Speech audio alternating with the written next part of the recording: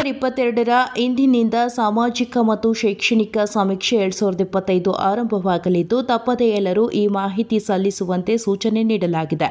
ಕರ್ನಾಟಕ ರಾಜ್ಯ ಹಿಂದುಳಿದ ಆಯೋಗವು ಸಾಮಾಜಿಕ ಮತ್ತು ಶೈಕ್ಷಣಿಕ ಸಮೀಕ್ಷೆಯನ್ನು ಸೆಪ್ಟೆಂಬರ್ 22ರಿಂದ ಅಕ್ಟೋಬರ್ 7ರವರೆಗೆ ಕೈಗೊಳ್ಳಲಾಗಿದೆ.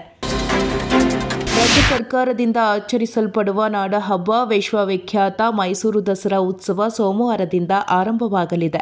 ಬೆಳಗ್ಗೆ 10:10ರಿಂದ 10:40ರ ಒಳಗೆ ಸಲ್ಲುವ ಶುಭ ವೃಶ್ಚಿಕ ಲಗ್ನದಲ್ಲಿ ಚಾಮುಂಡಿ ಬೆಟ್ಟದ ಶ್ರೀ ಚಾಮುಂಡೇಶ್ವರಿ ದೇವಿ ಸನ್ನಿಧಿಯಲ್ಲಿ ಬುಕ್ಕರ್ ಪ್ರಶಸ್ತಿ ವಿಜೇತ ಸಾಹಿತಿ ಬಾನು ಮುಸ್ತಕ್ ಉತ್ಸವಕ್ಕೆ ಚಾಲನೆ ನೀಡಲಿದ್ದಾರೆ.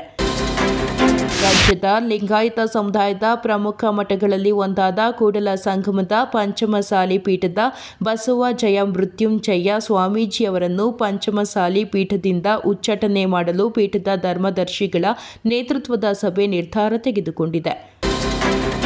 ಆಳಂದ ಕ್ಷೇತ್ರದಲ್ಲಿನ ಮತಗಳ್ಳತನದ ಬಗ್ಗೆ ಚುನಾವಣಾ ಆಯೋಗದ ಜೊತೆ ಕಾಂಗ್ರೆಸ್ ನಾಯಕರ ವಾದ ಪ್ರತಿವಾದಗಳು ಮುಂದುವರೆದಿದ್ದು, ಸಿಐಡಿ ತನಿಖೆಗೆ ಅಗತ್ಯವಾದ ಮಾಹಿತಿಯನ್ನು ಒದಗಿಸದೆ ಚುನಾವಣಾ ಆಯೋಗ ಸುಳ್ಳು ಹೇಳುತ್ತಿದೆ ಎಂದು ಗ್ರಾಮೀಣಾಭಿವೃದ್ಧಿ ಮತ್ತು ಪಂಚಾಯತ್ ರಾಜ್ ಸಚಿವ ಪ್ರಿಯಾಂಕ್ ಖರ್ಗೆ ಪುನರುಚ್ಚರಿಸಿದ್ದಾರೆ.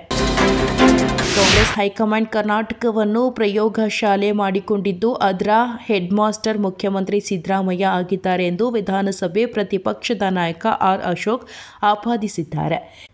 ಈ ಪ್ರಯೋಗ ಶಾಲೆಯಲ್ಲಿ ಗಣತಿ ಮೂಲಕ ಹಿಂದೂ ಧರ್ಮವನ್ನು ಕುಗ್ಗಿಸುವ ಪ್ರಯತ್ನ ಮಾಡಲಾಗುತ್ತಿದೆ ಎಂದರು. ಸಿಎಂ ಸಿದ್ದರಾಮಯ್ಯ ಅವರ ಒತ್ತಾಯಕ್ಕೆ ಮಣಿದು ಹಿಂದೂಗಳ ವರ್ಗಗಳ ಆಯೋಗ ತರಾತುರಿ ಪೂರ್ವಸಿದ್ಧತೆ ಇಲ್ಲದೆ ಗಣತಿಗೆ ಹೊರಟಿದೆ. ಇದರಿಂದ ಸಚಿವ ಸಂಪುಟವೇ ಗೊಂದಲಕ್ಕೆ ಬಿದ್ದು ಹೊಡೆದು ಹೋಗಿ ಸಿಎಂ ಸಿದ್ದರಾಮಯ್ಯ ಏಕಾಂಗಿಯಾಗಿದ್ದಾರೆ ಎಂದು ಕಾರ್ಕಳ ಶಾಸಕ ಸುನೀಲ್ ಕುಮಾರ್ ಹೇಳಿದರು. ಸರಕು ಮತ್ತು ಸೇವಾ ತೆರಿಗೆ ಕಡಿತ ಮತ್ತು ಹಿಂದಿನ ಆದಾಯ ತೆರಿಗೆ ಕಡಿತದ ಸಂಯೋಜಿತ ಲಾಭದಿಂದ ಜನರು ವಾರ್ಷಿಕ 2.5 ಲಕ್ಷ ಕೋಟಿ ರು ಉಳಿಸುತ್ತಾರೆ. ತೆರಿಗೆ ಕಡಿತದಿಂದ ವಹಿವಾಟು ಕೂಡ ಹೆಚ್ಚಲಿದ್ದು, ದೇಶದ ಆರ್ಥಿಕ ಪ್ರಗತಿಯೂ ಆಗಲಿದೆ ಎಂದು ಪ್ರಧಾನಿ ನರೇಂದ್ರ ಮೋದಿ ಹೇಳಿದರು. ವಿಶ್ವಸಂಸ್ಥೆಯ ಸಾಮಾನ್ಯ ಸಭೆಯಲ್ಲಿ ಪ್ಯಾಲೆಸ್ತೀನ್ ಅನ್ನು ಸ್ವತಂತ್ರ ರಾಷ್ಟ್ರವೆಂದು ಗುರುತಿಸಲು ಹಲವು ದೇಶಗಳು ಸಿದ್ಧತೆ ನಡೆಸಿರುವ ಮಧ್ಯೆಯೇ ಇಸ್ರೇಲ್ ನಡೆಸಿದ ದಾಳಿಗೆ ಗಾಜಾದಲ್ಲಿ ಮಕ್ಕಳು, ಮಹಿಳೆಯರು ಸೇರಿ 34 ಜನರು ಮೃತಪಟ್ಟಿದ್ದಾರೆ. ವಿಕೆಟ್ ಕೀಪರ್ ಬ್ಯಾಟರ್ ಅಭಿಗ್ಯಾನ್ ಕುಂದು ಮತ್ತು ವೇದಾಂತ ತ್ರಿವೇದಿ ಅವರ ಅಜೇಯ ಅರ್ಧಶತಕಗಳ ಬಲದಿಂದ ಭಾರತ 19 ವರ್ಷದೊಳಗಿನವರ ತಂಡವು ಆಸ್ಟ್ರೇಲಿಯಾ 19 ವರ್ಷದೊಳಗಿನವರ ತಂಡದ ಎದುರಿನ ಯೂತ್ ಏಕದಿನ ಪಂದ್ಯದಲ್ಲಿ 7 ವಿಕೆಟ್ಗಳ ಜಯ ಸಾಧಿಸಿತ್ತು. 15 ವರ್ಷದ ವೈಭವ್ ಸೂರ್ಯವಂಶಿ ಅವರು ತಮ್ಮ ಬ್ಯಾಟಿಂಗ್ ಪ್ರತಿಭೆಯನ್ನು ತೋರಿಸಿದರು.